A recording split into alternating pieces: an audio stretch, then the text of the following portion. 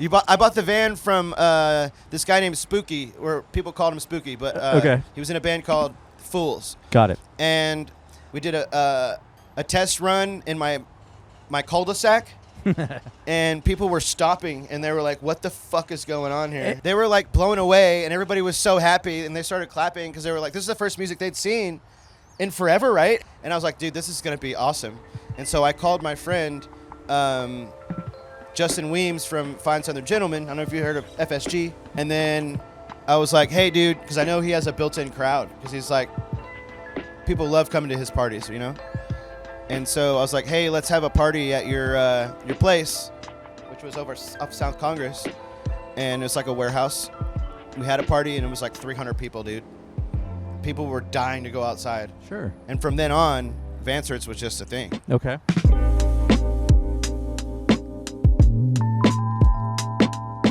So, last time I ever... Well, actually... Are we starting? Yeah, we're starting. Oh. We're rolling. Should we get a beer? I mean, duh. Oh, okay. We should get beers then. We should get beers, yeah. Yeah. All right, pause. Where were we? How'd you find this spot?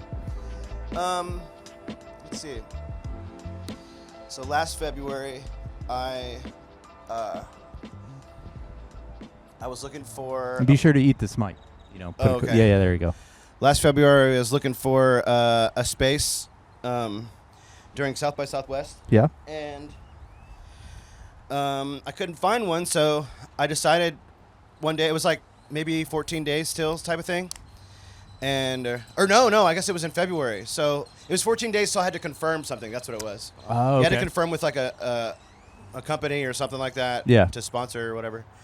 And I was like, I got to find a place. And so I started walking around the sides of the highway. I basically went and parked at that like Hertz. You know, where the trucks are or whatever. Right. Where they do the rental. Yeah. And they have like a little gated thing outside of there. And I was like, oh my God, this is perfect. Look at all the cars that are passing by. Right. It's elevated too. Yeah.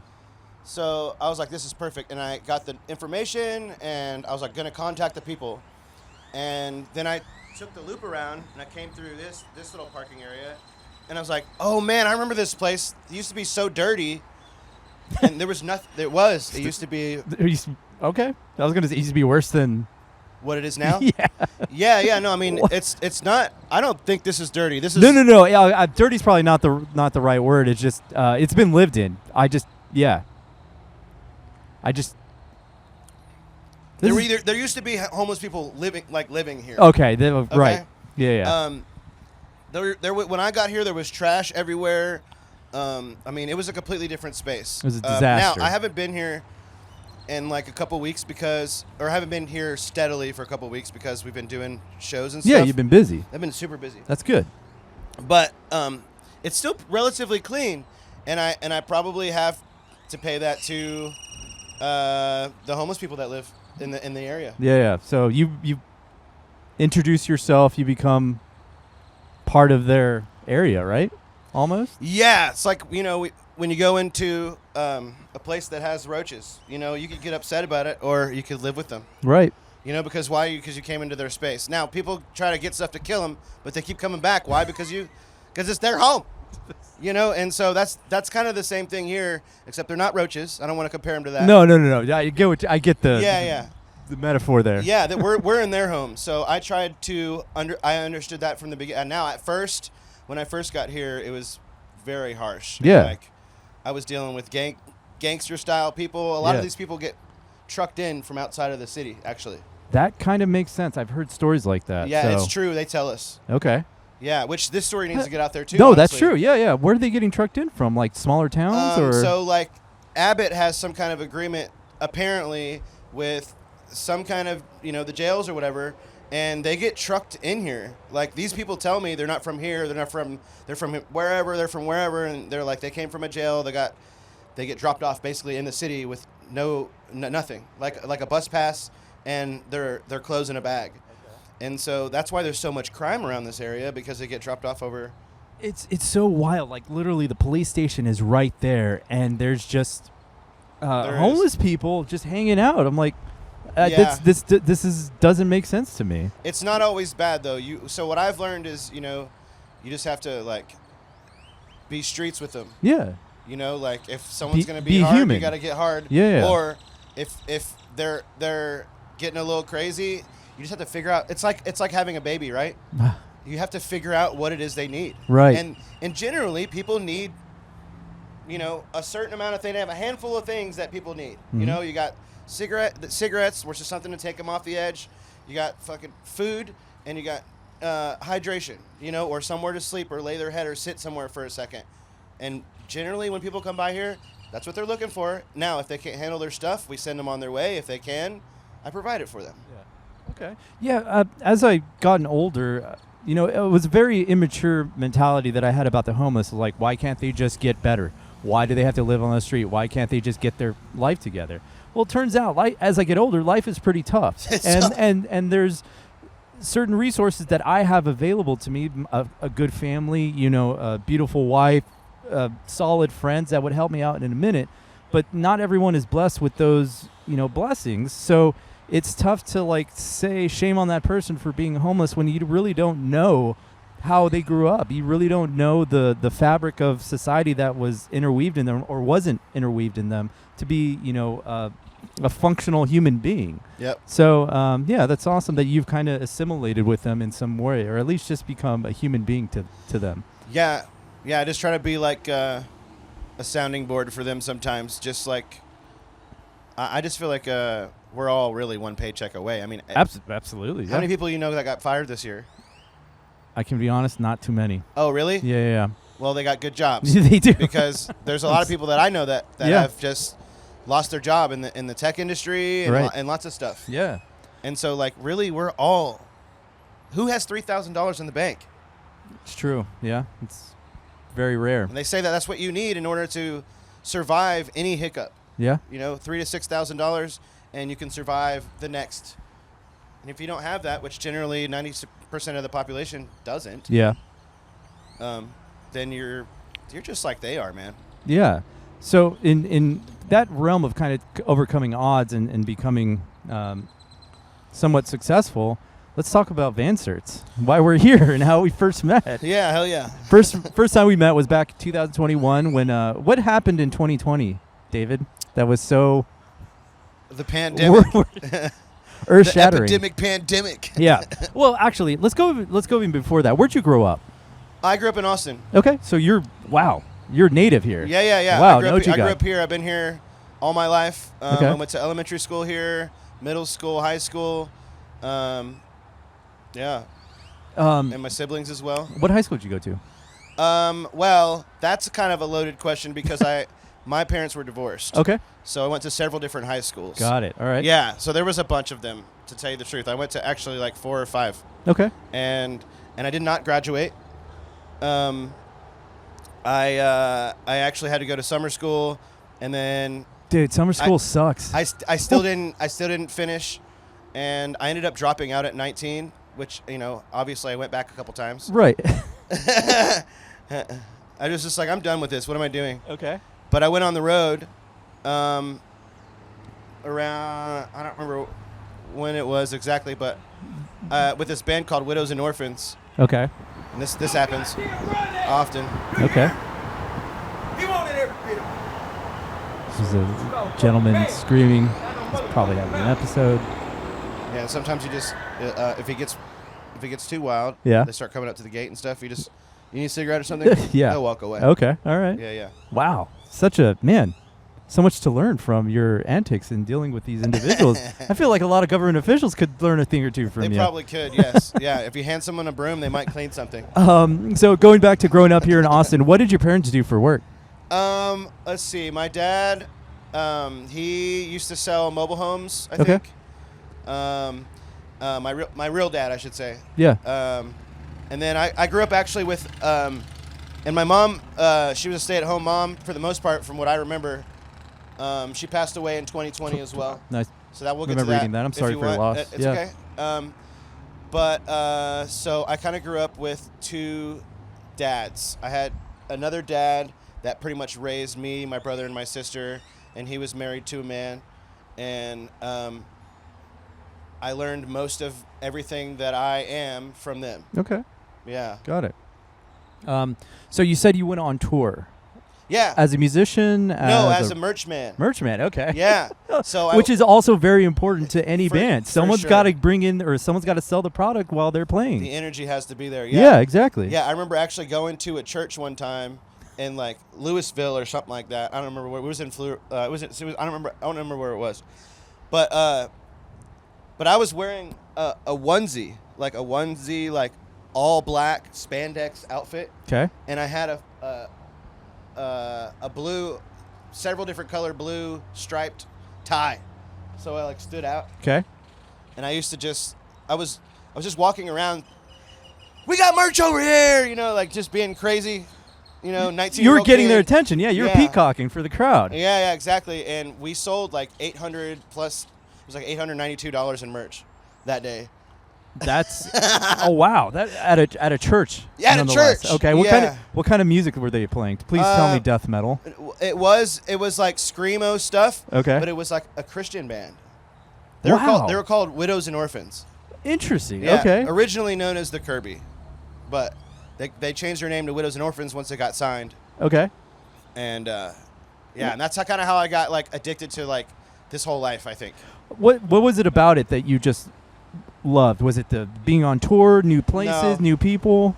No, I think it was just the fact of people creating something and then taking that something and sharing it with other people that that connected with them on the same level that they were exuding. Yeah. It was just like such an awesome thing to see. They're going to like, Louisiana or Carolina or Florida, and then we're just in all these different places, and everybody's loving who they are, and they don't even barely know them. Yeah, that's what music does to people. Yeah, it brings them together. Connects people in ways that are unspeakable, and that's what drew me to it.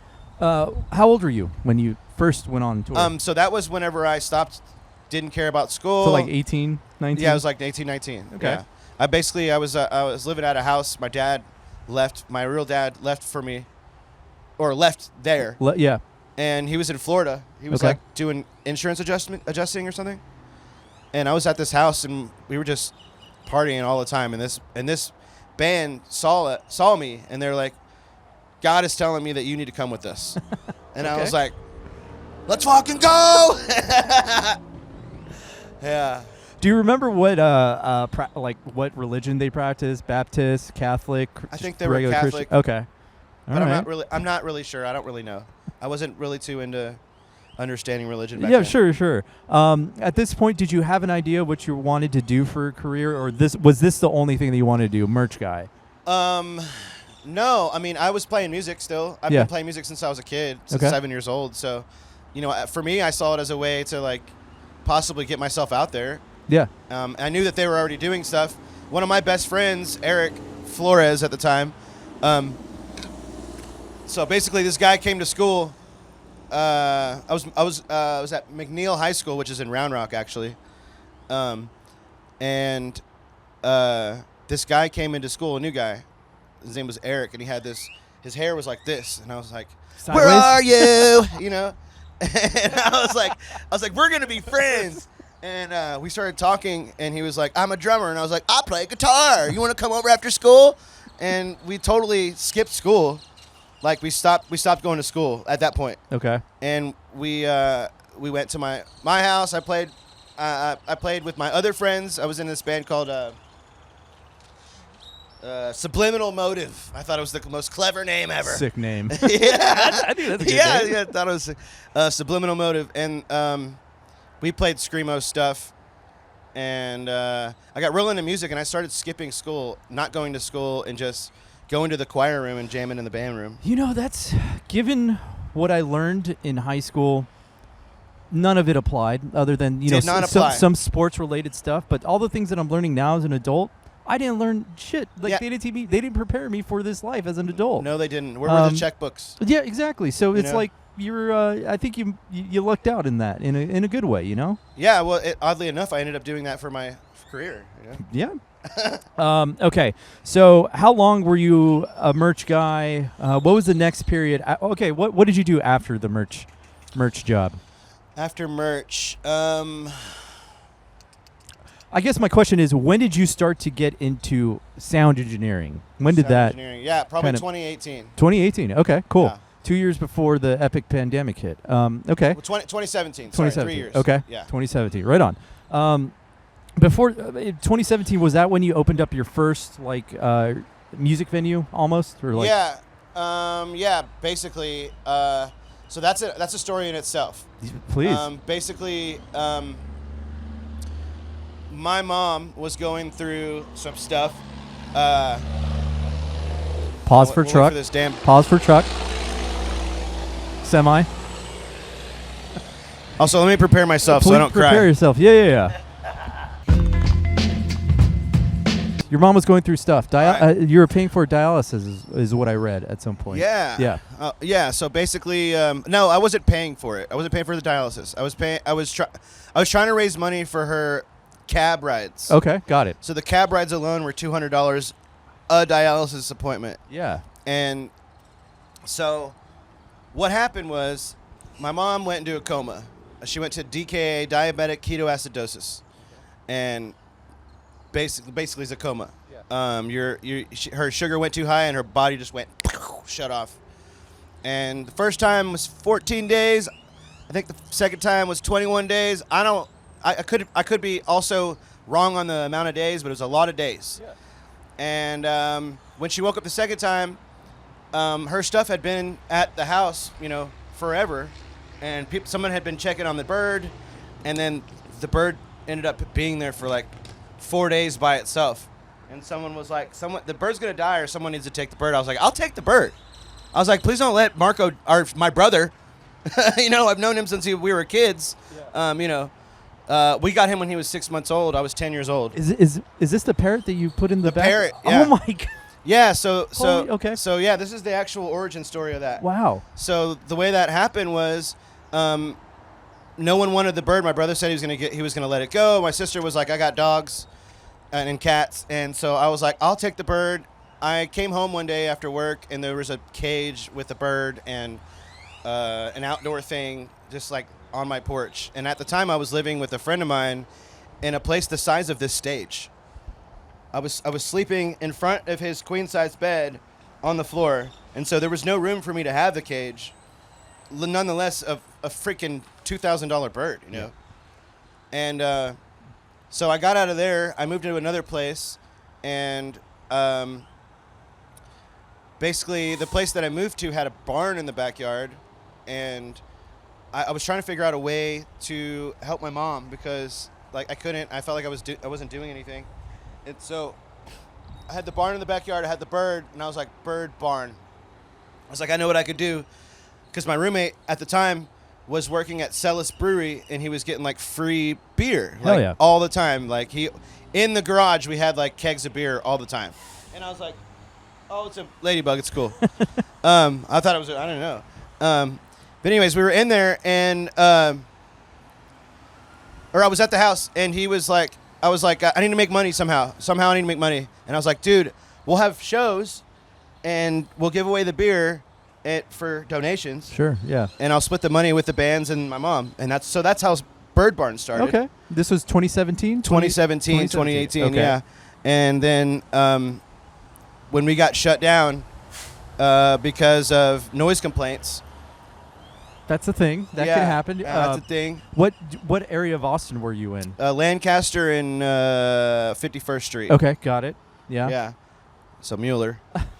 So yeah, noise complaints is a thing. Yeah, especially over there. Sure. I was right behind the taco place. Was it Paco's Tacos or something like that?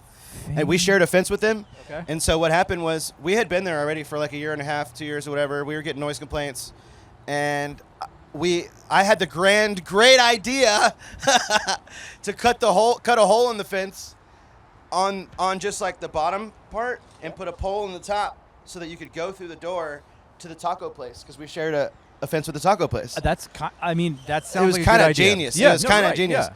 But what You happened? share audiences. That's 100%. Yeah. But it was one way. That was like the OG collaboration before Instagram. Yeah. They didn't know we were collaborating, but we were. Yeah. But we had a bad storm, and it blew the door off into their yard, and the pole was sticking out, And so I was gone somewhere, and I got a call, and someone was like, "Yo, what the hell?" And my landlord and all this, and they're like, "Y'all got to fix that." And then they came over and looked at the place. We had graffiti everywhere, all over the inside of the yard. The owners did. The owners did. Okay. Yeah, so they were not happy. No. And we got evicted. On the spot? Not on the spot. A couple more things happened. What happened was, nothing like that. We behaved after that. Okay. But fair. we were in the paper. Okay. And as a music venue, like in the Chronicle in the venue section, the Bird Barn. And so when that happened, they evicted us. My landlord called me and was like, "Yo, what the what's happening over there, bro? You said you were just having parties." And he was like, I was like, "It is. We're just having parties. I'm trying to raise money, for my mom." And he was like, "You're in the paper. It says you're a music venue." And so he was like, "You got to go." He's like, "You got to go. Y'all all got to go." A little bit of a double-edged sword there. One, you got the publicity that you want, the free marketing that's coming your way about awesome shows. And then two, you're operating as a music venue. Yeah. So I started doing mobile stuff. Okay. And when did the mobile stuff, like? Right after that. Okay, right. But I didn't start as Vancerts. Okay, what'd you start it as? I was just doing the Bird Barn productions. All right. But just through the van, hey, I can go to your... No. I didn't have the van yet. What were you using? I was using venues. I was using like Empire. I did Barracuda back when Barracuda was around. R.I.P. The Nar Bar. I mean, there were so many. I used most of the venues I've been in and out of or whatever. Yeah. Swan Dive.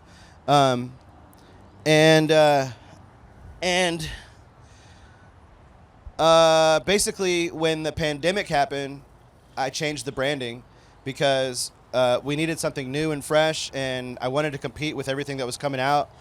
Yeah. And I was sitting there, and so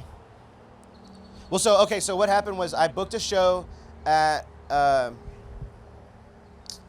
venue ATX. Am I telling too much? No, dude. Okay. No, I'm keeping track. Yeah, no, I booked a show at the venue ATX. The venue ATX. Where was that? It was on 6th Street and like. Was it called something else? It's been called several things. It was like a big outdoor. It was called the Catwalk at one point. Shit. I'm trying to think of what else it was called, but it was a pretty big venue. Okay. And anyways, I booked it there. It's all outdoor, so I thought it was gonna be fine. And the guy, basically, the pandemic shut down the no. You couldn't gather. Yeah, you couldn't gather. Yeah, so the venue canned the show, and I was like, damn it! And this was like a year later, like no one's had a show in a long time. Well, but when did your motorcycle get stolen? Okay. Did you have a motorcycle as well? Yeah, I did. Yeah. So, I guess. Damn, you went into it. Okay, yeah. So I do my job. I that's research. Good. Yeah. So basically, after the venue ATX, I think I was still working for the Omeletry at the time. The Omnitree? The Omeletry. Omeletry. Yeah, the Omeletry. It's over off of the hotel or the No. Okay, all right. No, the food place. It's like got it. I'm not familiar with that. So good. It's like it's like a diner. Okay. They have everything. Yeah, I was working over there, and it was just before my mom passed. Yeah. And let's see. While I was there at the diner, South by Southwest got canceled.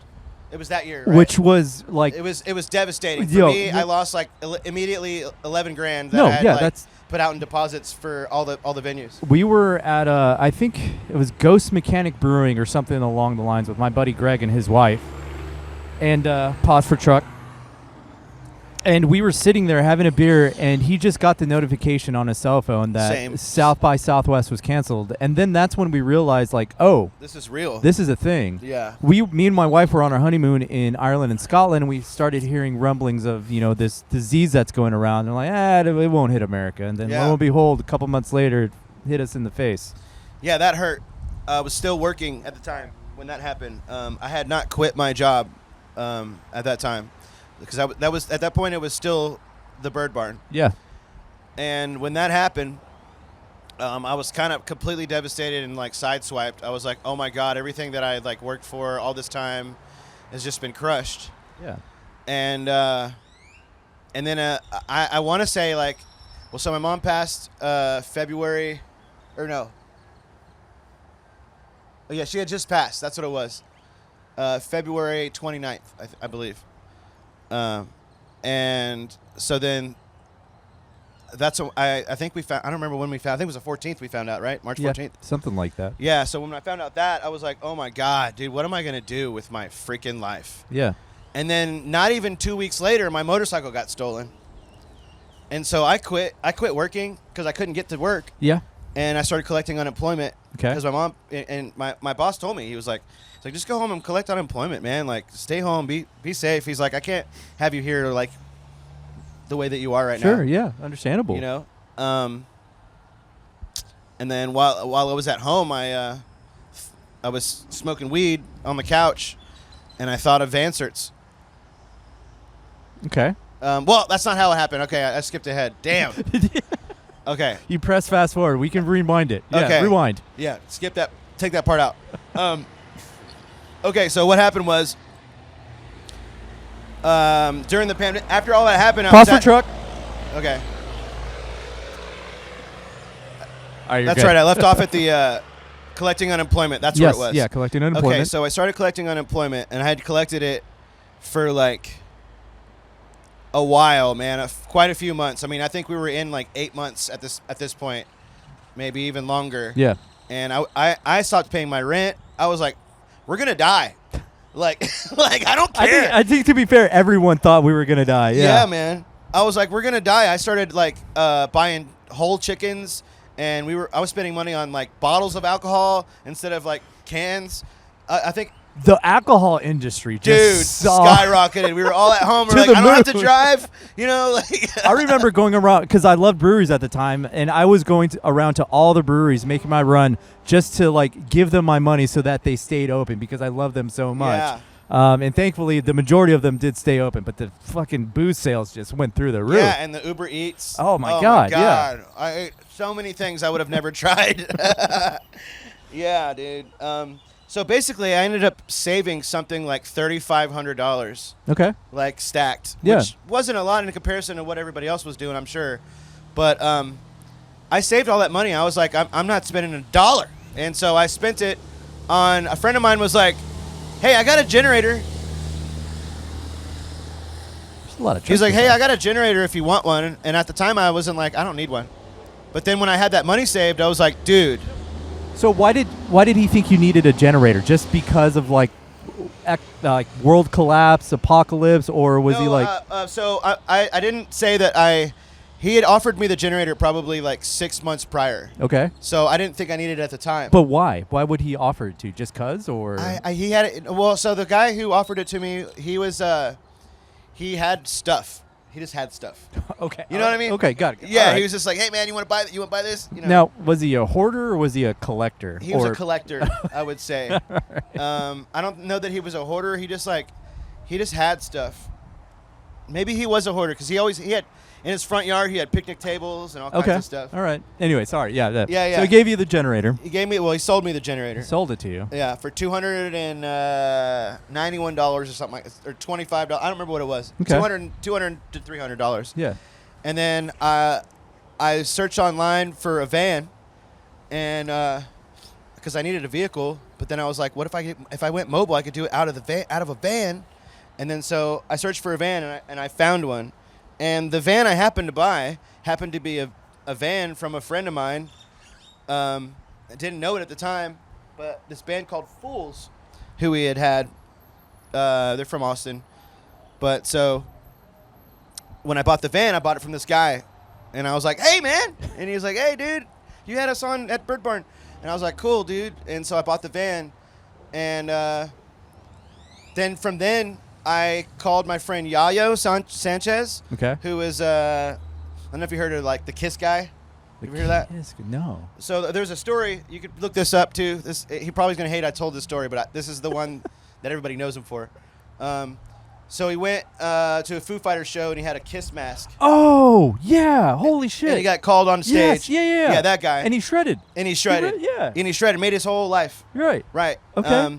And so that guy, he's just been killing it ever since. And I called him up and I was like, hey, dude, do you want to play our very first ever Vancerts? And he was like, fuck yeah, dude. Now, did you ask him to show up and kiss Get Up? No. He wanted me to stop talking about that. He doesn't like he doesn't like talking about it. But okay, I understand. Like maybe I get that, but it's such a cool story. It is a cool story to us normies, right? Exactly. Yeah. I'm sure he feels different about it, but I mean, just the rise to fame off of one social interaction. But at the same time, he's done a lot of other stuff that's been rightfully should have made him more. Yeah. So that's why I think it bothers him, because that one little thing got it. All was right. like fair. Yeah, because he's worked with like Greg Raleigh from who's a like Hall of Famer, from Journey. Okay. Black Magic Woman, that was his song. Yeah. Right? Okay. And so he's just done a lot of stuff like with a lot of different people. And you bought the van from him. No, I bought the van from you did it.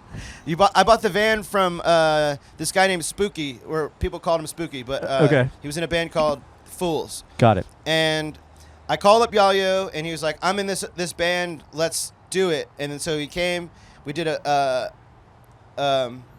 test run in my cul-de-sac. And people were stopping, and they were like, what the fuck is going on here? Any noise complaints this time? No, there were no noise complaints. Okay. They were like blown away, and everybody was so happy, and they started clapping because they were like, this is the first music they'd seen in forever, right? And especially in my neighborhood, they were coming from all over. And I was living off of Duval, so like nicer neighborhood or whatever. What is that over there? That's Hyde Park. So it's like people are walking, they're just exercising. And so there was a lot of people out, and when they heard us, people started coming from other streets, and it was just like an awesome scene. And I was like, dude, this is going to be awesome. And so I called my friend Justin Weems from Fine Southern Gentlemen. I don't know if you heard of FSG. No, I have not. Sorry. I need to, though. Sounds like it. No, it's a pretty cool place. They do FSG records. So if I'm looking back and forth, it's to make sure, like... Yeah, we're not off time. No, just because I want to make sure it's continuous recording. So I just have this... Am I supposed to look at that? No. You're just we're having a conversation. But I always look just to make sure it doesn't ever stop recording, because that is my biggest fear as a videographer, is just all of a sudden God will say, like, no more recording, and then it just presses stop. Yeah, and then. But anyways, continue. Sorry. Where was I at?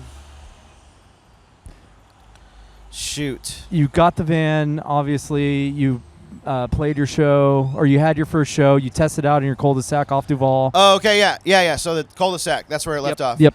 And then I called Justin Weems from Fine Southern Gentlemen, and then I was like, hey, dude, because I know he has a built-in crowd, because he's like, people love coming to his parties, And so I was like, hey, let's have a party at your place, which was over up South Congress, and it was like a warehouse. We had a party, and it was like 300 people, dude. People were dying to go outside. Sure. And from then on, Vancerts was just a thing. Okay. When you bought the van, did you test drive it to make sure it all worked? Okay. Yeah, for sure. Actually, ran pretty great. I had a few problems after I understood what the van was. Yeah.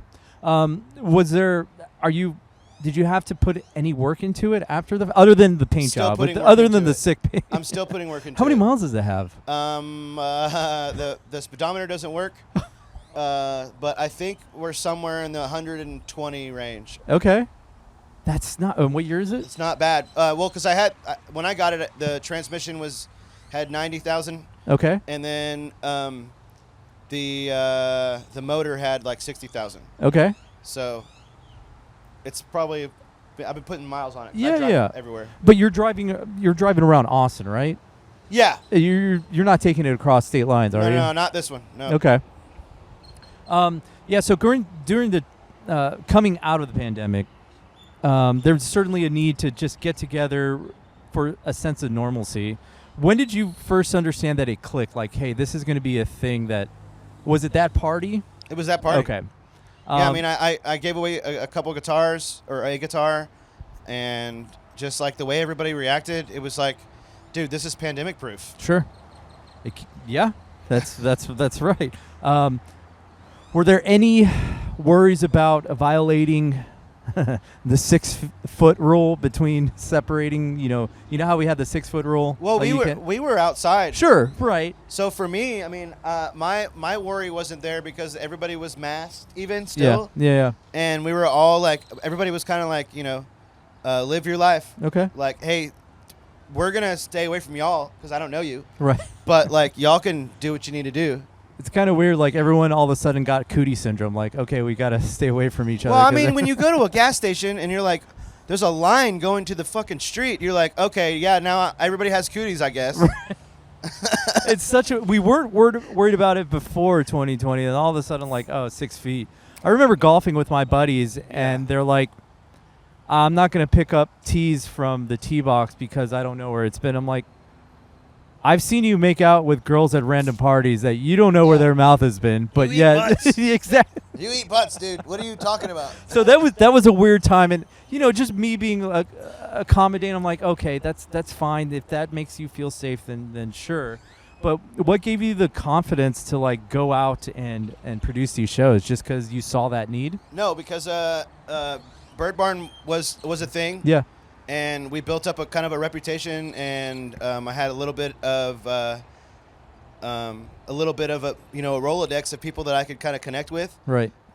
Weems being one of the first ones. Okay. The first one. Yeah. So for me, that validated like who the people that I knew and like what we could do with this.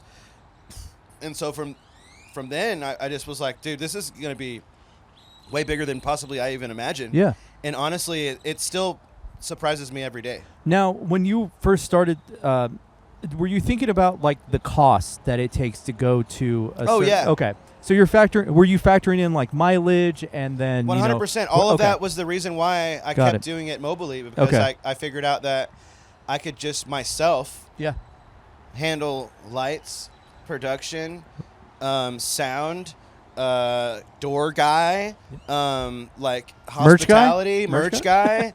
Like, no, literally, like, and it wasn't like a selfish thing. It was just like a keeping the cost down and like just making the show happen thing. That's the thing with my business as a videographer, photographer. Like, everyone keeps telling me, you gotta like hire a second editor. You gotta hire someone to do the shooting so that way you can focus on the business. And I'm like, that means I have to pay somebody to do something. That also means you have to make sales. Yeah, exactly. And I'm feeling I'm getting better at making sales, but I want to keep all that money because I want to.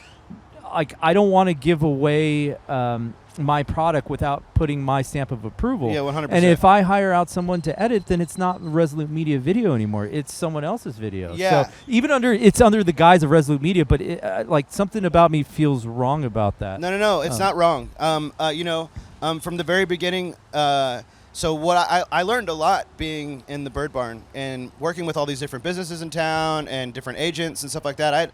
I had already been doing South by Southwest, and working with South by Southwest to some degree. Yeah. Not as much, not like I am now, but so like it was. I knew I had a good product, and I knew as long as I kept that business mind about it, like there was no way, So when you are working with musicians, what is your philosophy in trying to basically cover your costs? Because musicians, there's not a big budget with them. So like, what are you willing to concede to work with a band? What's your baseline of acceptance? Like, yes, I'm going to go do that job. Well, so generally most of the time, I mean, a lot of the shows that I do, to be honest with you, we'll say, well, not a lot. We'll say 60-40. On the 60 side, I'm not getting paid. So I'm always conceding to every part of it because I want the show to happen and I want everyone to have good sound. So like that's it. Like as long as I have good sound and I can have the ability to, and the people let me pick the bands possibly, or like it's just something I want to do and the people are nice.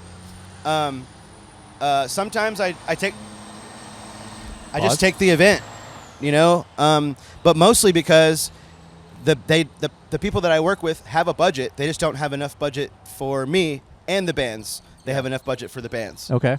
So that's where I can see. So the majority of the budget goes to the bands, and you're just facilitating a good show. 100%. And so sometimes we don't have a budget, and so we have like free events, and it's just me, I'm like, hey, let's just go pull up somewhere and just have a show. I have to find bands that I've worked with, multiple times, and they're willing to just play. Yeah. And what I do for that is I do a trade. I'm like, hey, let me record our set, and I'll give you some recordings at the very least. Yeah. Because I have a Tascam Model 24, and so I can literally just push buttons and record. Okay. So who are you mainly dealing with? Who's hiring you nowadays? Yeah. So it's all over the gambit. Like, we did Batfest. We did Texas Pumpkin Fest. These are all different clients. Then we have, like last year during South by Southwest, we had some people that were going to come here that we worked with Daya Cheese, Okay. which is everybody knows Daya Cheese, Yeah, I think. yeah. And so, but it was one of the partners. It wasn't Daya Cheese. It was just somebody that, hey, we want to put Daya in your space, and we want to, they want to give away bites. And I was like, cool, it's going to be this much. And I've worked with all different, ranges. Yeah, of different people. clients. Different clients, doesn't matter. They could be, like Rivian. We did some stuff with them a little bit. No, okay, that is I saw their shit during South by, and it's very interesting. They're very luxury client. How did they get in touch with you? Or very luxury company. How did they get in touch with you? Right. So like, that's what I mean. Is like the range goes everywhere. Like, how did JBL get in touch with me? Well, that's what I want to know. Yeah. How did Tascam? It's just like what I do personally is I tell everybody too, like, make sure you tag, right? So first off, before I say anything else, if you're not tagging anybody, like, they're never gonna see you, period. And if you tag them enough, they're eventually gonna ask questions. Yeah. And I got hired to do Batfest, and when I got hired to do Batfest, the guy who hired me, my friend Adam, he was like, hey, you're gonna do it out of a truck. And I was like, there's no fucking way. And so I went over to Rivian, and I literally drove over there, and I was like, what's the worst that could happen? They tell me to screw myself. Right. So I went and knocked on their door. So they wanted you to do it out of one of their trucks. Correct. Okay. Actually, my client Adam wanted me to do it out of their truck, so I wasn't even directly connected to Rivian at all. Okay. And so I was like, well, I'm going to change that because I have to figure out, like, the power issue, like all of that, like all that. There's logistics. There's logistics that are important, and I was like, what are the amperage, all that.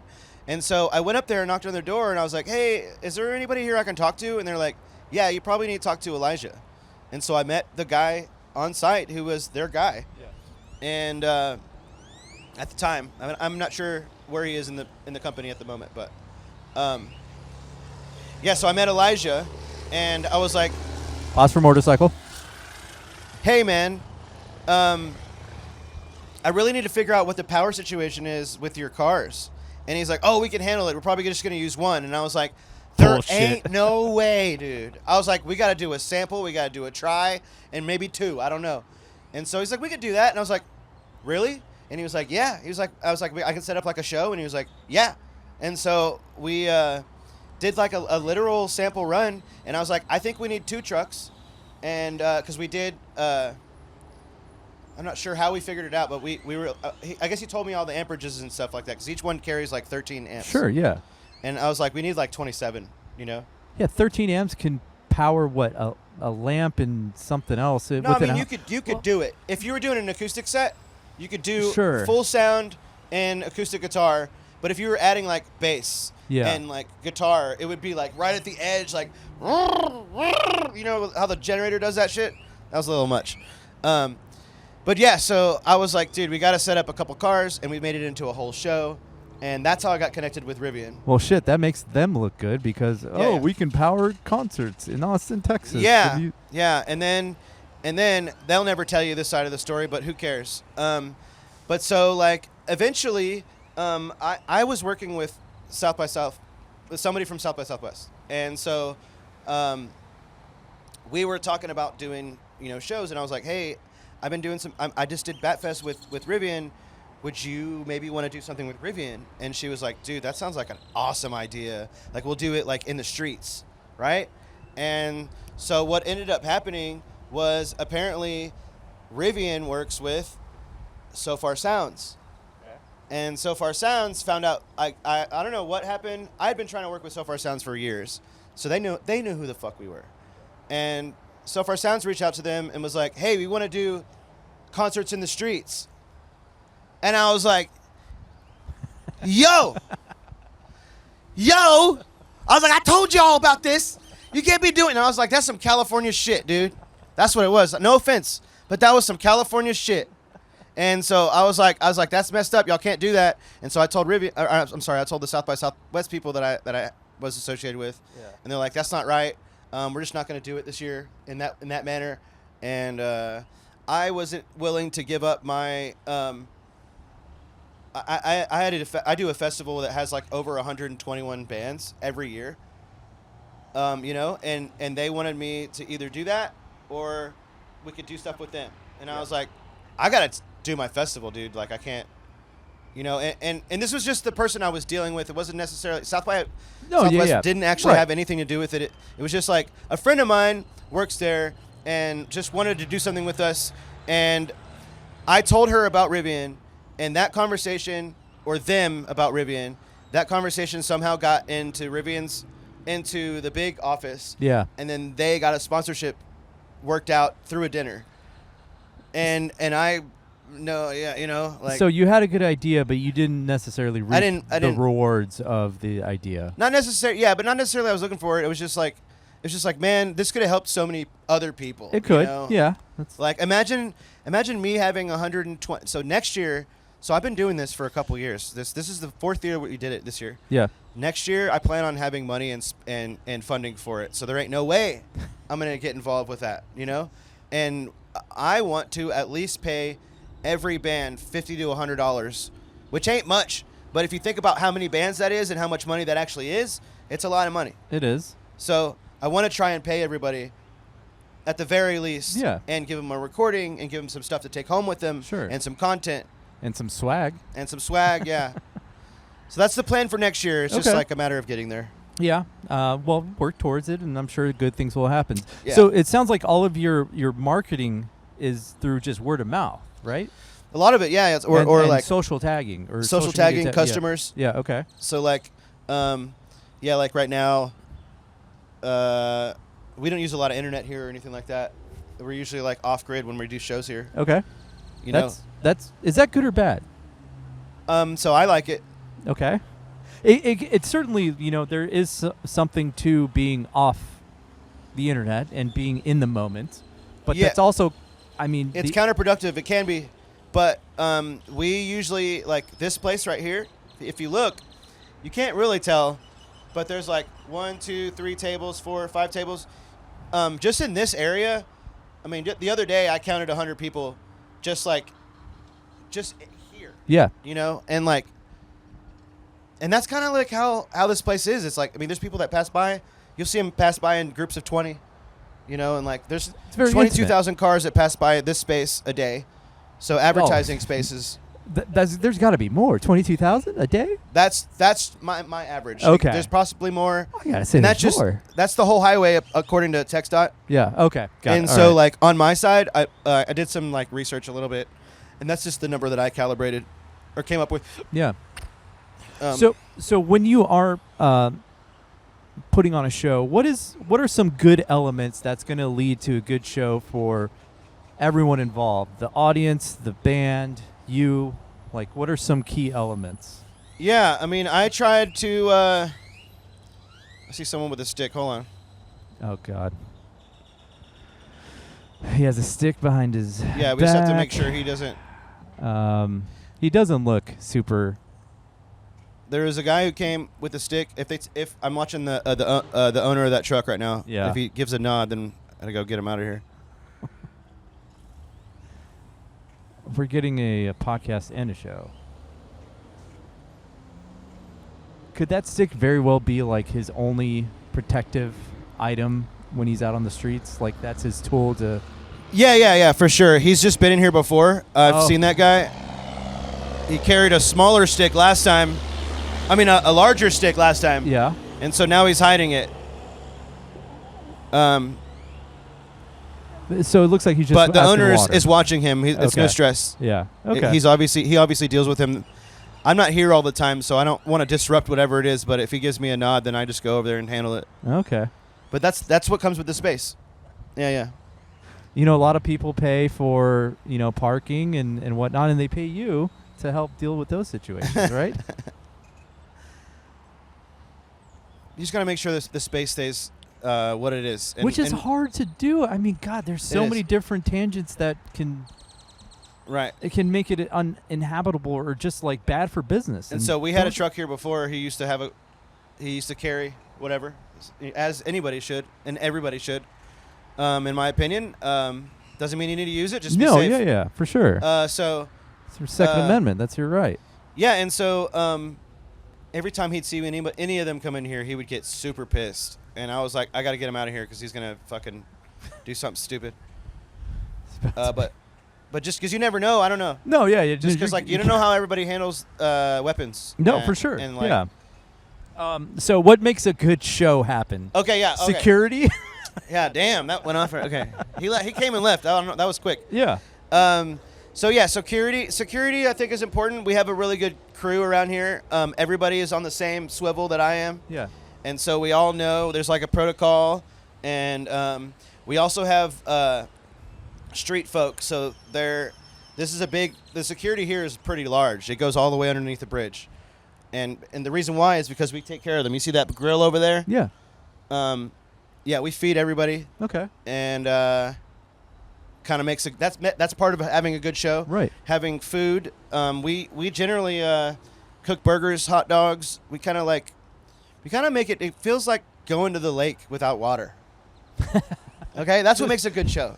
Anytime I go to water, it's always a shit show because everyone needs their cooler. We need to get ice. We need to get drinks. Well, we have all that here. I know. That's the thing. It's like it's always a shit show, and I'm like, okay, now that you're saying we're going to water, but you have everything, I'm sold. Yeah, that's what it is. And we could either we can do movies here. We do music. Okay. We do comedy on Sundays whenever we're here. We've been gone a lot lately because I've had a lot of stuff. This podcast. For sure.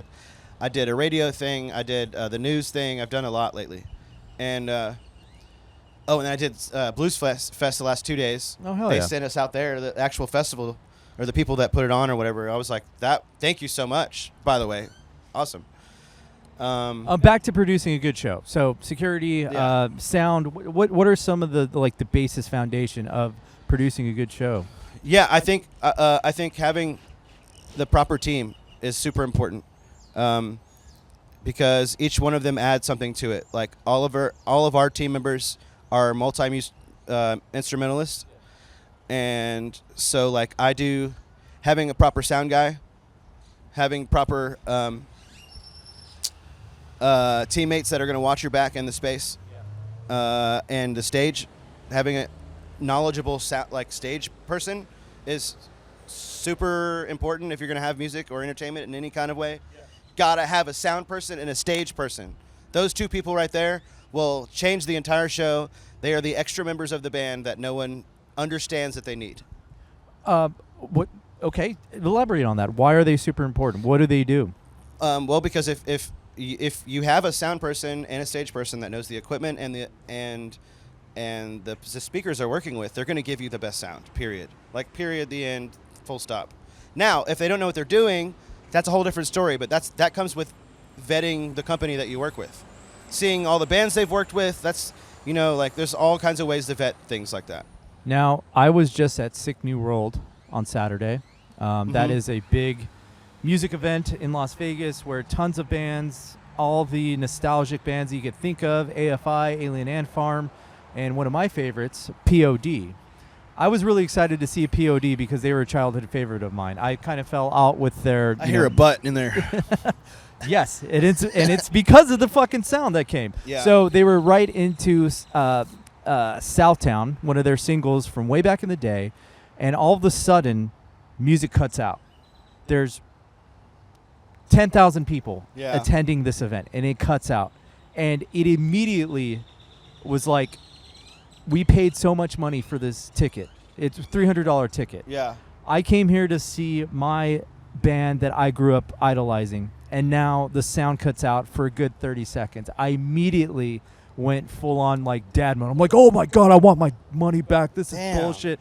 Well, so what'd they do? They eventually they brought back the vocals, they brought back the guitar, drums and bass were still out, and over the course of the song, they were trying to, bring it back. Eventually, it came back by the next song, but at the same time, I'm like, how does that happen at an event like Sick New World? Where there's a bunch of reasons. People don't realize that, like, we're all just people at the end of the day. And that's when I try to calm myself down. That's where the maturity came in of like, hey, mistakes happen. It's not the end of the world. You'll probably get to see them some other time. But still, like, when you pay that ticket, you expect, when you pay that premium price for a ticket, I get you it. expect that premium quality. That's what you sound. expect, of course. But that's just not like the reality of life that we live in. Like, if you go to a restaurant and you pay $20 for, they say $60 for a meal, are you expecting the same service every single time? Probably. Yeah. But do you get that same service every time? Probably not. Right. That's very true. And it's nothing against. I'm not trying to downplay it or anything. I'm just saying that, like, the reality is there is a human touch involved with music, and that is what's gonna possibly happen. In my mind, something always goes wrong every show. Okay, and so like, if the worst that happens is that music cuts out for 2 minutes and the rest of the show was great, I mean, really, you got more than what you paid for. Yeah. Also, and I'm not trying to sound callous about it. I'm just like, the thing is like, man, there's so many factors. It could have been a cable. For sure. It could have been a cable. Absolutely. It could have been, the power. It could have been the sound guy. That's the thing. It really is a miracle that any show gets put together and is able to produce on that something. scale. Yeah, too? exactly. You have not only are you worried about like the artists traveling from different locations. Yep. You have to worry about shuttle service. You have to worry about all those factors that don't even people don't even talk about. What about like if they have a bad catering service or a bad meal and all of a sudden the drummer gets food poisoning? There's so many different elements working against a production that it's truly is a miracle that everything comes together. What if the sound guy's car gets a flat tire? Is that your problem or right? That's very seriously true. Yeah. Like, have you ever gotten a flat tire? I have. Not during a show. Yeah. I mean, that's something. What is one of the major moments in your career where like something bad happened and you had to like solve the problem right then and there? I'm sure there's got to be one. There's so many, man. Yeah. Honestly, what are the ones that stick out the most? One of the ones that stick out, I think, one of the last South bys, or was it last South by? It was not this last South by. It was 2025. Yeah. Okay. 2025. It rained, and we were here. In this space. Okay. And I had my soundboard down there. I used to do it outside. It was the stupidest thing ever. In the sun. It was so dumb. Now everything's in my room. Okay. But yeah, so when it rained, it was pouring down rain, and we had like, I don't remember what band was on stage. They were from Switzerland, I believe. Was it the Hives? No. They're from Switzerland. Yeah, no, they're from Sweden. Sorry. Yeah, I don't remember who it was because they gave us Swedish chocolate. That's why I remember that they were on stage. Oh, that's nice of them. Yeah, it was super nice. I was like, this is insane. I was like, why'd you give me chocolate? And I was like, oh, yeah, switched chocolate. Makes sense. What was I saying? Fuck. I'm so ADHD. The weather, it rained on you? Oh, yeah, it started raining on me. Because you had the... Yeah, I had the board down here. And so it started raining on me. Luckily, I had a tent over me, but it was still raining. And these guys didn't want to stop. And I was like, oh, my God. And so I was just like going back and forth. I was on stage. I was moving the cables in the speakers, and they were just like, "We're rocking, bro!" And it was all my equipment. And I'm like, "You're gonna get electrocuted. I'm gonna lose all my shit." But it stopped raining, and then I was like, "Oh my God!" But because it rained, that pole, you see how that shit's out like that? Yeah. I don't know what happened, but the power was messed up. My brother, who's an electrician, would have some words. I would love to meet him. I would love to meet him, honestly. All right, I'll take a picture of this pole. Yeah, you please. Might have Please, it's pretty. some words. Yeah, so it rained and the power did not work. And so what I ended up doing is I pulled my generator out of my car and I had to run everything into the generator. Out of your car or out of your van? No, out of my van. Sorry. Okay, all right. Out of my van. I pulled it out of my van and then I unplugged everything like really fast. and then I plugged it like after the band stopped. Everything, or it stopped in the middle of the show or something like that. And it's like, it's fine, I got a generator. And I went and pulled my generator out, and this is before I bought the new one. So this is my old generator, and we ran everything off of a 2,500 watt, 13 amp and a half generator for the rest of the show. Okay. And that was probably one. Were you like on edge the rest of the show? Like, oh my God, this could stop at any point. We might run out of gas. No, I had faith in it. I mean, it's my go-to. I think I kind of thought it was going to work. How quiet is it, your generator? We got a power inverter in it, so it makes it pretty quiet. Okay, all right. It's like you definitely can't hear it over our PA system. So what did you learn from that show? To always have a generator ready. You never know what could happen. I don't think very many sound engineers carry a generator in their, No, I have two. Back. I have two. I do not. As you should, yeah. If you're a mobile thing, yeah. Yeah, I have two. All right. So, give me one more horror story that may have happened during your time. I mean, I want to say something like that. Anytime it rains, it's kind of like a thing. Rain ruins anything. Yeah, water's not good for electronic. Yeah, apparently. Let me Or see. beer. Another horror story. I can't think of anything off the top of my head right now, to be honest. I'm telling you, there's something that goes wrong every single show. It is literally like, and the reason why people get upset is because they believe that this show is going to be perfect. I mean, I pay, David. I pay top dollar. No. I pay you $20 to put on a premium fucking show. It's not just it's not even just the guests. I'm saying even the sound engineers and the people. They go in and they do this every day, and they're just like, oh, I'm just clocking in, clocking out. They're just like, on. Mike, good, go. Yeah. No, like literally, like there's always something. There's always something. Somebody doesn't show up for the show. Okay. There you go. There's something. So that's something that happens a lot, especially, and man, I really hate to say this, but like after booking 152 bands, congratulations, during South by Southwest this last year. Yeah. And let's see, 40% of them were probably from Austin. I can say that the trouble I had the most was with the local bands showing up to shows. Why? What did they do? Show up late? They don't show up, bad or they attitude? show up late, or that some of them have bad attitudes. They're just like, it's just, I don't know what the deal is. It's not a knock against the local bands.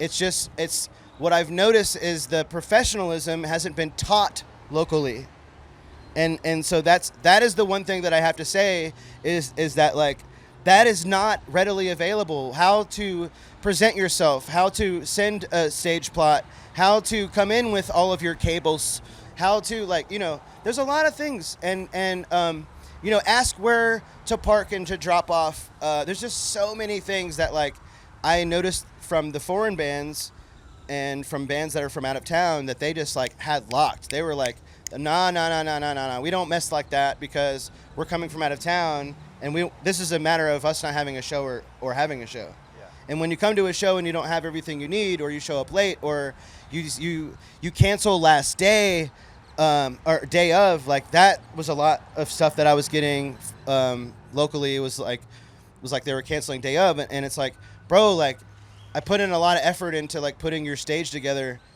expecting you to show up, and then when you don't show up, it's like now I have to reset it for someone else. Yeah. It's cool, but also if it's just me, it's not cool. It sucks because I'm like on the soundboard, and then I'm like, hold on a second, let me be stage guy for a second. Yeah. So on that, what do you think could solve that problem? Because I think education. No, 100%. It's not really like I'm not faulting the bands. Like really, I'm just because noticed that they don't know what they don't know. They don't know what they don't know. I just noticed that it is a local issue, and it's plain and simple the fact that they don't have access to the amount of information that I've just I take for granted. Yeah. Because there is no course on how to be a rock star. No, there's no blueprint to that. Nope. You just kind of do it. But how to play on stage, how to set up a show. Absolutely. What I'm also trying to understand or trying to get them to understand is that they're entrepreneurs, they're business 100%. people. You are a business if you have a band. 100%. That is the God, that's the thing. Yeah, no. Yeah, no, turkey.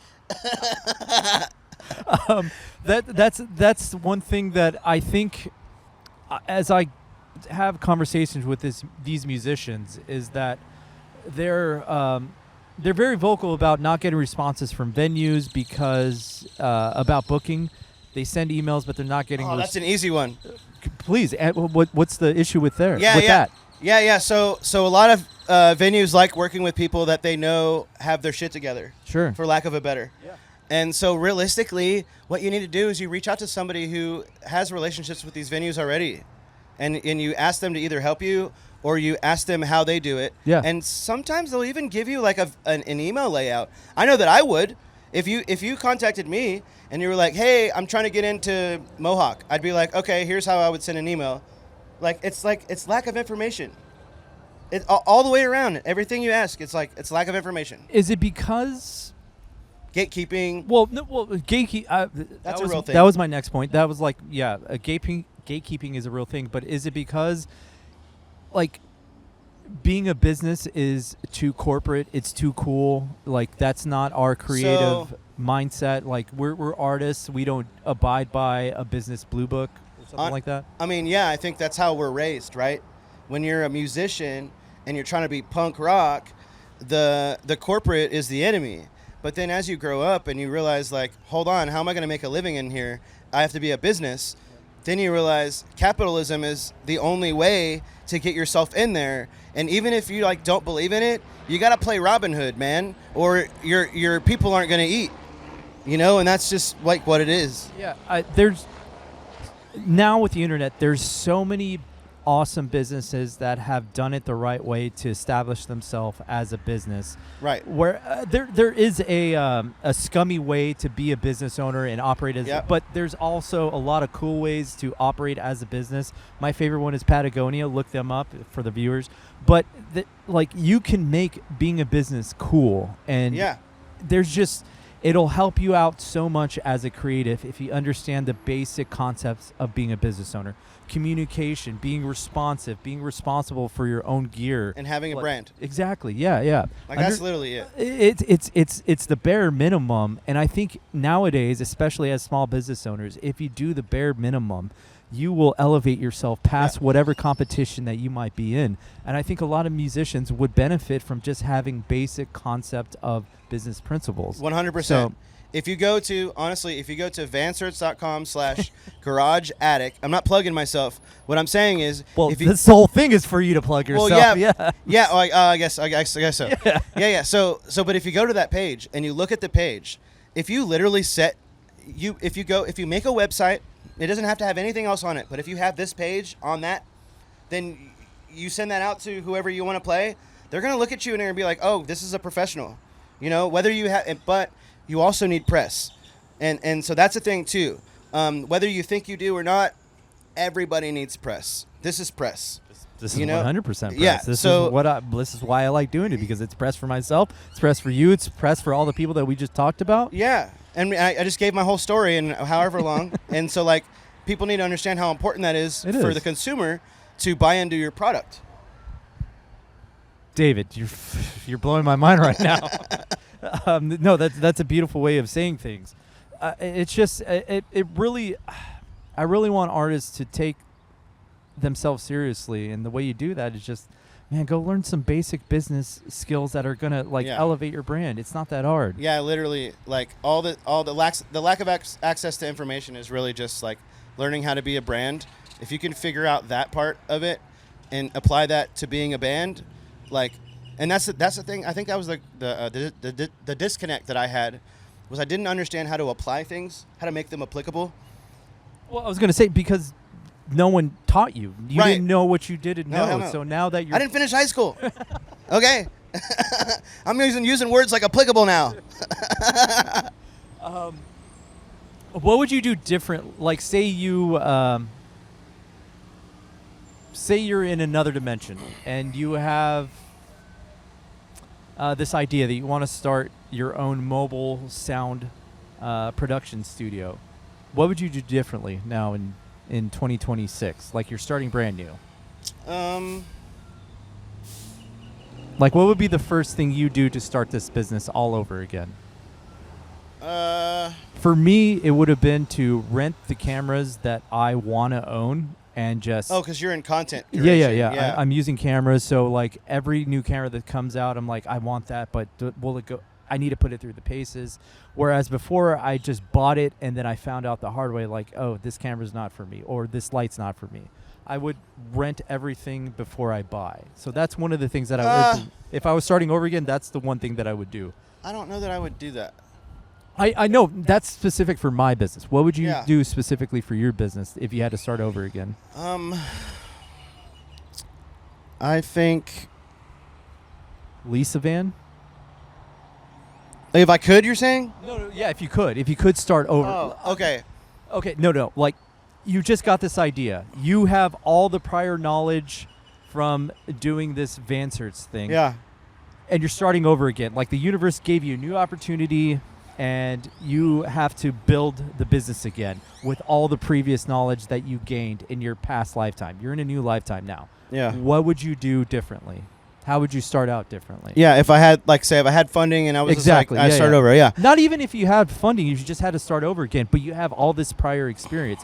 You have all this knowledge. Okay, yeah, let's say I started with no money. Yeah, sure. I would probably reach out to somebody that I knew who had money. Yeah. So you would find an investor. I would find an investor. Okay. Yeah, I'd probably find an investor just because I knew if I knew all the knowledge that I do now at this very moment. Right. I would find an investor and I would tell him exactly everything that I was going to do with his money, and then I would probably since ChatGPT is available, I would go to ChatGPT and I'd be like, put all this knowledge into a deck to sell to this guy, and here's the guy. And then I would put that in there. I use ChatGPT like fucking Google, dude. And I know. Same. I'm telling you right now that, like, you don't have to put graphics in there, none of that other stuff, but it cuts down. You're talking about gatekeeping? It tore down the gates for me and turned them into ash. Okay? I have a couple other businesses that I've already started. Okay, good. Yeah, because of ChatGPT. And it's not because of ChatGPT. It's because I was able to cut through the noise and lay it out and, like... So what were some of the gatekeeping stories that you heard? Oh, it's not about hearing; it's about experiencing. Experiencing, yeah. Yeah, okay. yeah. So a lot of the gatekeeping that happens in town has to deal with. So like, there's a lot of bands that I just wouldn't book. Let's say that. I'm not going to name any names. I'm not going to point any fingers. There's a lot of bands I don't book because of the way that they carry themselves on stage, the way that they treat their guests, stuff that I've seen. Just things, and so because of that, there's places that I haven't gotten to play, and myself. Yeah. Now I've worked with these places with Vancerts, but you know when I tried to do in a band, it was hard to get into, and it's because like people knew that I was doing like Bird Barn, and they were just like, oh, you won't put us at your place, and I'm like, because you start fights, because you get drunk. You know, like stuff like that. And I'm literally like, I think about my mom every single second of the day because I have a bird that has her voice. Yeah. And so like when I'm doing something, I'm like, would my mom want to be here? Would my mom be okay with this guy? And that sounds kind of like whatever, but like, it's just literally like how I carry myself. Cause like, I want my sister to feel comfortable bringing my niece and my nephew. And like, so that's kind of how, if you look around, it really, in like comparison to what it was a couple years ago, bro, this place is completely different. Completely different.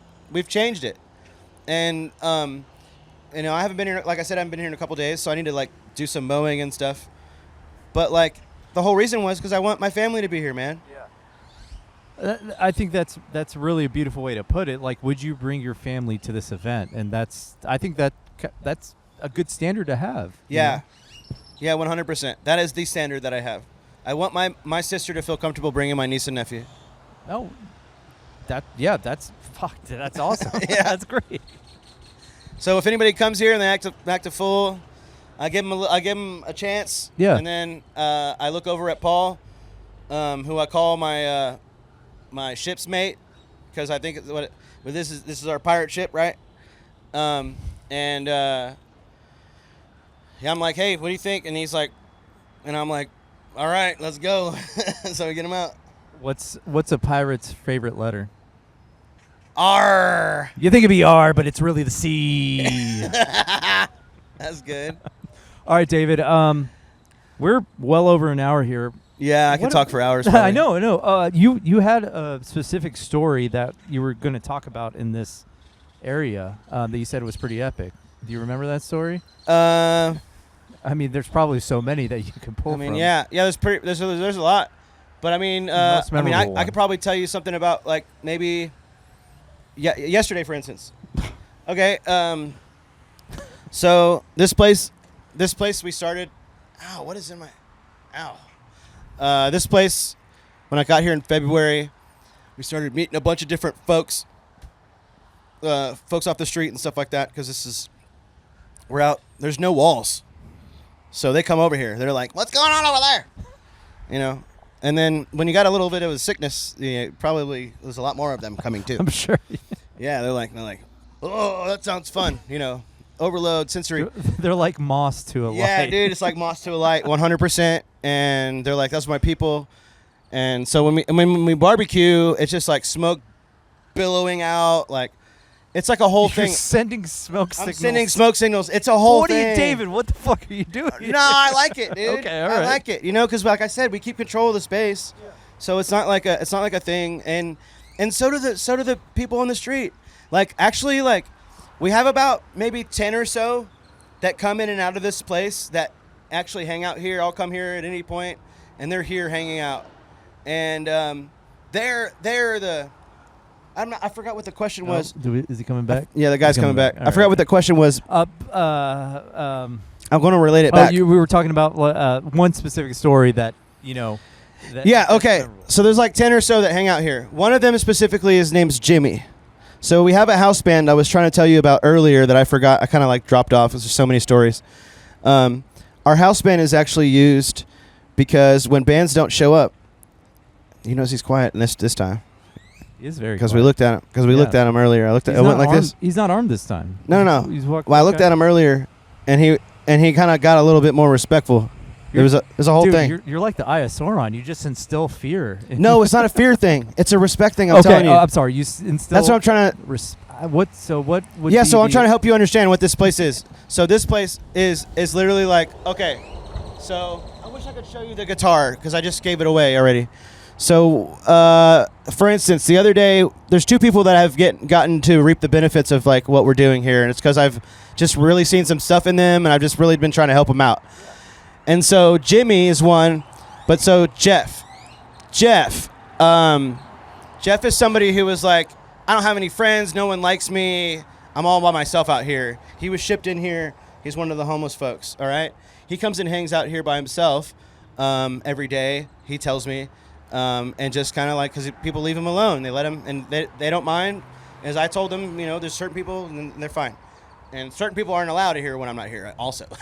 Yeah. Well, yeah, the guy there's a bike on the side of them. I'm going to have to figure that out in a second. Yeah. Yeah, there's a bike that someone stole. Yeah, if your bike's missing, contact me. Someone hit it over here with some wood on top of it. That's how I know it's stolen, because I didn't fucking...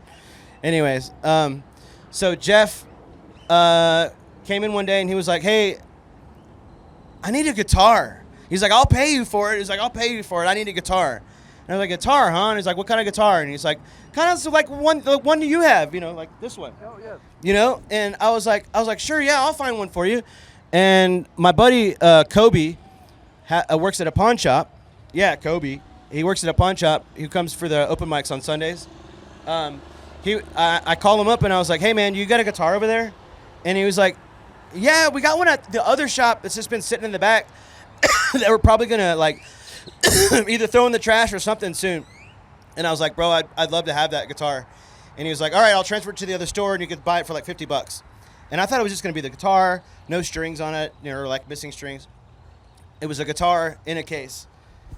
So it was no strings attached? No strings attached. And I got to pay, and there were strings on it.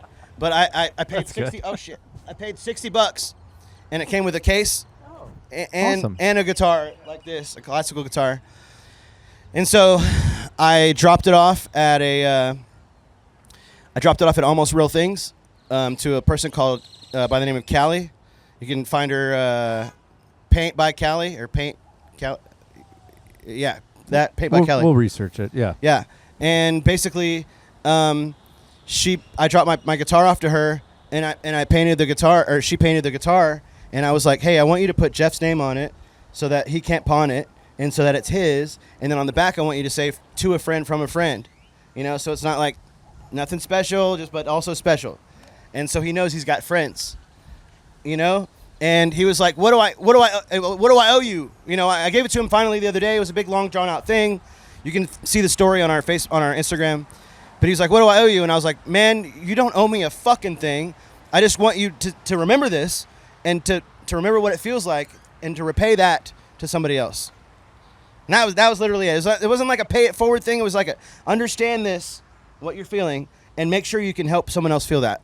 The fact that you personalized it and put his name on it, I think resonates more with him than the understanding of it's his. Yeah, Finally, he owns something. Yeah, it's his. No one can take it from him. That's beautiful. Yeah, that was the main thing. Yeah. Man, I thought I was just gonna come in here, talk to a studio or a sound engineer. Little did I know I was gonna be talking to a philanthropist and somebody who's giving back to the community that he's practically producing a business in. That's several. Amazing. Yeah. Oh man, this is why I like doing this stuff and reaching out to complete strangers, and I find the good in what these small businesses are doing for the community. Yeah. It's phenomenal. Yeah, we actually, so that idea, every once a month we go to Republic Square, and so I made a deal with, well, I didn't make a deal, but I go to Domino's that's in the Republic Square, and for $80 I can get 15 pizzas,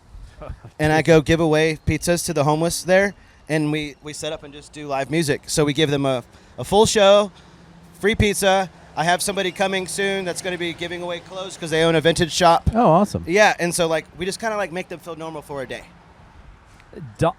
Domino's, as I like to call them, Domino's, has the best business model when it comes to pizza making, because I can plug in my order and I can track it at 12:30 at night and see oh, your pizza's in the oven. I'm like, oh my god, it's coming. Yeah, it's good. It's so awesome. Yeah, but we want to mess with more local. We're hoping that this we're going to start doing more local. Brother, I'm sure there's some sort of mom and pop business establishment that's more than willing to help you out. So, I'm sure you could find that.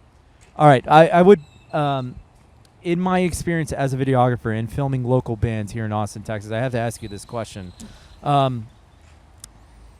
There has been times when I roll into a venue and I have to put on my best happy-go-lucky salesman pitch to the sound engineer and be like, oh my god, hey David, sorry to bother you so much, but I'm here to film XYZ band. I really hate to bother you. I just need an XL pause for the semi.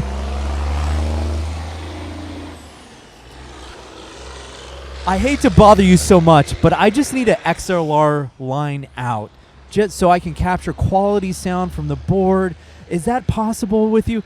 And most of the time, in the earlier on, I was met with complete Go fuck yourself. Oh, go fuck yourself. I'm too busy. Yeah. I'm like, brother, listen, man, I'm creating content. This is going to reflect good upon everybody involved. Just do me this solid. What is it about the sound engineer, and how do I handle their temperament? Do I need to go in there like a bull? Do I need to be an asshole? Do I need to be even more soft-handed with them? How do I handle the sound engineer when I walk into a venue as a videographer? Yeah. I cannot speak for other sound engineers because I don't want you to. I wanted you to speak in general terms. No, I hear that we generally are pretty solid when it comes to this kind of stuff. People feel comfortable with us on stage. They say that this is the best they've heard themselves in year, or on almost any stage in your brand on our stages. Granted, that's a given. So that's just what they've told us. So I don't get those kinds of really? that kind of stuff. Yeah. I have a stage person, and then I'm the sound person. I talk to my sound person. Okay. I'm sorry. I talk to my stage person. Yeah. The stage person talks to the bands. So there's never discomfort. Sure. For between me and them. Yeah. And then Paul has such a good temperament that there's not a problem with that. So we don't have those kinds of issues. And I would say that that's the issue that we're having in a lot of these venues is, again, information. People are not, they have a sound guy, but they don't have, a stage person who has the temperament that is needed in order. That's why I say we need more females in this business, because oh my God, the males in this business are just like so like brutally like, I'm a sound guy, and it's like, bro, it doesn't need it. No, you're the sixth man. Yep. You're the other guy of the band. Like, and if you're not like with them, then you're against them. And so I always try to be as accommodating as I can. Water, even some weed sometimes. Hey, I'll smoke you out. Weed. I never thought about that. Yeah, dude. Okay. Like, because that kind of like changes the whole dynamic of everything. I'll offer, because I always have it. So I'm like, hey, you need to smoke a little bit and take a little edge off it. And I was like, yeah. So. Well, what I do that is, would help with the sound guy. Well, okay. I'm offering actual currency to them after the show. If I get shitty quality sound out of the board, I'm just tipping them with a $10 or $20. I'd be like, hey, thank you so much for doing your job. Here's some cash. I appreciate the effort. And my hopes is, regardless of their temperament, before meeting me, okay, after that sentiment, after that gift, I know exactly what to say now. After that gift, my hopes is that when they approach the next videographer, they're a little different. They're a little bit different. Yeah. So I'm just like, regardless of my first interaction with them, whether they're hot-headed or disgruntled, whatever the case may be, after the show, after I'm done, I slip them some money, and hopefully, in the process of that, it doesn't need to happen. That's not necessary. It doesn't need to happen, but brother, money solves a lot of problems. No, yeah, you're right. If you tip the sound guy, honestly, a tip to a sound guy. I'm not saying I need it. No. I'm just saying that like I've seen that, and that actually does change the dynamic of your set. Yeah, like 100%, because he knows that you're not coming in there to fucking make his life hard. You're coming in there like, hey, how can I do this like the best? I'm not saying do that like, and tip could be anything. Give him a chocolate bar, or like fucking sure. Invite him to after the show. Like, well, my thing was like, I never even thought about weed. I'm like, oh, that's probably. But then I'm like, as an older man, I'm 38 now, so I'm like, do they smoke weed? Do kids smoke weed these days, or should I need to buy everybody's smoking weed. Okay. I know people that are like putting weed on their kids to like help them to mellow out with the ADHD. No, not ADHD. They have like epilepsy. Okay. It's like they that put it on makes their sense. feet. Yeah. And I guess it kind of like it keeps it from happening. Okay. Yeah. That's interesting. I don't know if that's true. But okay, so to your point, how should I approach any sound engineer? Yeah. Okay. Right off the jump. Okay, right off the jump, I would find out what kind of soundboard they have. Yeah. Before you go to the show. That's my job. I'm just saying, if you want to make it easier for you as a video guy. All right. If you're going to somebody else's show in someone else's house, in someone else's office, right? Okay. Fair. So what you do is you find out what kind of soundboard they have, and then you make it to where you could send them that lead, and it won't fuck their whole show up. You know what I'm saying? Here, look. I don't know how far this will come with this. We don't need to. We don't need to go. I can show you really quick. It's all right. Okay. Okay. Just describe it to me. No, yeah. So literally, there's always like an out, or like a monitor out, or like a phone's out, or a control room out. Yeah. Or something on every fucking board, no matter what anybody says. Is it XLR? Is it quarter inch? It could be quarter inch, or it could be USB? XLR. It could be quarter inch, or it could be XLR. And so what you want to have on your or it could be left, right. RCA? RCA. Oh, my God. And it just depends on how old their board is or how new it is. And so what you need to do, and what I would recommend for you so you don't have that issue, is you literally just have all that ready in a bag. And just be like, hey, I don't know what would make this easier for you, but I'm just trying to get a signal for the band. Boom, boom, boom, boom. This is what I have. He's going to be like, that sounds fucking great. Not go fuck yourself. I thought of that too. I used to work weddings, and that was the case with DJs. We didn't know we were getting XLR, quarter inch, whatever. So I would show up to a bag. All right, so that's a very good point, and that's something that I thought of, but now it's been validated by you, the professional. So I'll definitely do that. No, quarter it inch RCA, fucking even 1/8 inch? Do I need an 1/8 inch or like 3.5? auxiliary? Is that what you're saying? I would bring it just in case. All right. I keep everything. I have a mic bag. Yeah. And I just keep everything that I need in there, even a guitar string winder. Okay. You know, like just shit that like you may need, and like, you know, even keep some candy in there so you can be like, hey, sound guy. You know, here's Jolly Rancher. Something stupid, dude. Like I'm telling you, like it doesn't matter, but like they might like. Okay, here's something that happened the other day. Somebody had packs of Gushers. And when was the last time you had a Gusher? That is, you know, 7th grade. Nostalgic. I was immediately taken back, and I was so happy, and I didn't give a fuck about what I was doing. I was like, Gushers, there's jelly inside. You know, like I forgot about the jelly inside. You know what I'm saying? Like, yeah, like something that phenomenal. Like, yeah, David, you just solved a lot of my anxiety going into a show. Yeah, dude. Anytime an artist hires me, I'm like, all right, hey, dude. Even the artist will forget. I'm like, be sure to talk to the sound guy. Hey, I'm gonna need a line. Just like and you always have to provide it. Well, right? the thing is, none of the artists ever do that. They're like, oh shit, bro, I forgot. I'm like, exactly. I got to put on my best fucking salesman pitch and go talk to this. No, if you're just carrying a camera and this. Bring the other shit. Yeah, I know. All right. Come on, dude. David. Okay. You know what I have in that van? Everything? I could put a whole show on with that van right now. I know you could. Yeah. That's your fucking profession. Literally, though. But I could also do it out of here. And I'm saying that, like... Fair. I know. You're right. See, this is another reason why I like doing this, because I learned so much. And that is... God, that's going to ease... The fact that you just gave me those little words of wisdom, that's going to ease my anxiety tenfold when I go to a show. Yeah, man, it's going to make it a lot easier for you. Okay. Well, fuck. That's awesome. Anyways, all right. We're like I said, we're well over an hour. Yeah. 3 tall boys in. Anything else you want to say, talk about? Yeah. No, I mean, the only thing that could make this better is for more people to invest in it. And if you want to invest in it, all you got to do is just come fuck with us. Do you post regularly on like when the show is happening here for BYOB? Yeah. Okay. Yeah, generally I post, and I have 3 accounts. We have 2 for Vancerts, and then I have my personal pages. I mean, between all my pages, I probably have. Well, it doesn't matter, but between all my pages, I have enough people to market to. Okay, that's kind of awesome. like how I market my shows. Good. Yeah, and all so people just come that I've met. Yeah. Right on. Well, I never knew this establishment was here, but now that I know, hell yeah, I'll be on the up and up of like coming to a show here. It seems like a fun time. It seems like you're gonna have an adventure anytime you come here. Yeah, it's always an adventure. Yeah, these guys also great food. All the food around here. Yeah, name the food trucks here. Yeah, so we have El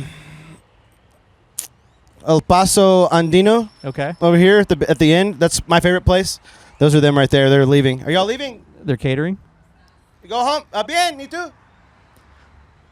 Yeah, it looks like they're going home for the day. Bien. Good. They actually they told me a story recently. They used to run a huge farm with chickens, right? Gallinas? Chickens. Yeah, they used to raise chickens and eggs and stuff before they came here in Venezuela. Okay, right And then when they came here, they started doing the truck. Damn. El Paso Andino, and honestly, best burger you'll ever have in your freaking life. It's got meat, chicken, ham, egg, lettuce, tomato, pickles, sauce. Oh, it's so good. It's my favorite thing. I appreciate a good hamburger, but that sounds like I need to rip a few bowls before I come. Dude, no, it's like it's a split with people. It's it's a $15 burger, but you split it with somebody and you both had a meal. Okay. Well, yeah. I need to. Well, my wife's vegetarian, so I can't come with her. So I'll need to. David, will you be hungry at some point so you can come share this burger with me? Okay. 100%. Yeah. Sounds we'll good. get one next week sometime. Hell yeah. All right. Well. Oh, y'all leaving? Oh, okay. Oh, wait, do you need to move your van? In a second, yeah. Okay, well, we're done here. Perfect. I'm happy. All right. Are you happy? Yeah. Good. We'll continue to do the Lord's work. And Turkey. Thank you so much, David. This has been a pleasure. You too, man. Thank you. Right. This has been great. God bless. Bye. Bye.